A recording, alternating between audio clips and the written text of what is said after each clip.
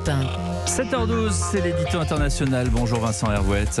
Mais bonjour Pierre, bonjour à tous. C'est l'une des actualités principales de cette matinale. La bataille du Donbass est donc lancée. Oui, c'est la lutte finale. Elle a commencé dans l'impatience. D'un côté, les Ukrainiens sont partis hier à l'assaut depuis Kharkiv pour prendre les Russes à revers en coupant leur ligne d'approvisionnement.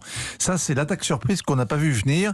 Et puis de l'autre côté, les Russes qui ont massé l'essentiel de leurs troupes cherchent à enfermer dans une nasse les troupes ukrainiennes qui sont déployés face aux indépendantistes du Donbass. Donc 50 000 hommes de part et d'autre, 2 villages tombés hier aux mains des uns, une petite ville à ceux d'en face. Il faudrait un bac à sable pour montrer comment une armée ukrainienne tente d'encercler un corps d'armée russe qui tente lui-même d'encercler les forces ukrainiennes. Combat confus, brouillard de la guerre et une certitude, ils en veulent, ça va être dur, long, ce sera décisif.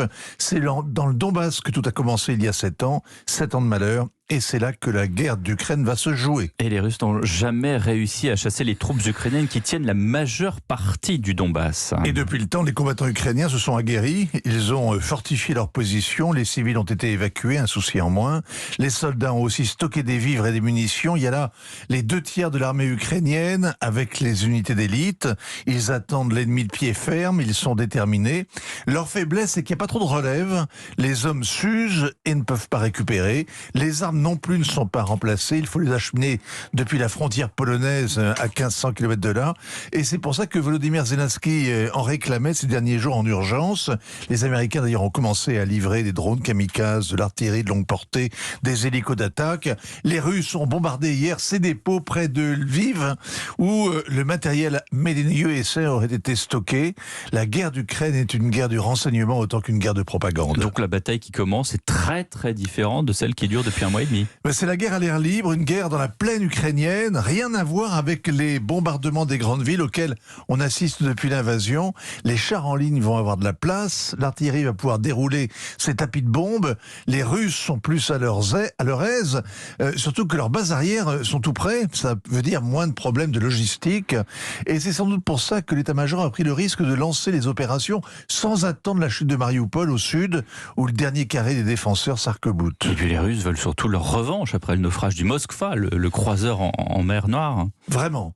Les 64 missiles anti-aériens du navire amiral qui protégeait la flotte russe gisent au fond de l'eau. Le croiseur ne peut pas être remplacé puisque les Turcs ont fermé les détroits aux navires russes. Donc, cette marine ne sert plus à rien. Sinon, de temps en temps, à tirer des missiles hypersoniques qui sont encore dans les cales. Les Russes oppose un triple déni à la défaite. Ils ont dit que le bateau n'avait pas coulé, puis qu'il avait sombré mais à cause d'un incendie, puis la vieille coque de noix aurait coulé dans la tempête alors que la mer était d'huile et que le croiseur venait d'être rénové. La propagande ne s'arrête jamais. Elle montrait hier de vieux matelots garde à vous avec le commandant au premier rang. Impossible de savoir quand cette cérémonie d'hommage a été tournée et pourquoi. Il manque en tout cas les 2 tiers des 540 hommes d'équipage, les conscrits, les 66 officiers sur l'image.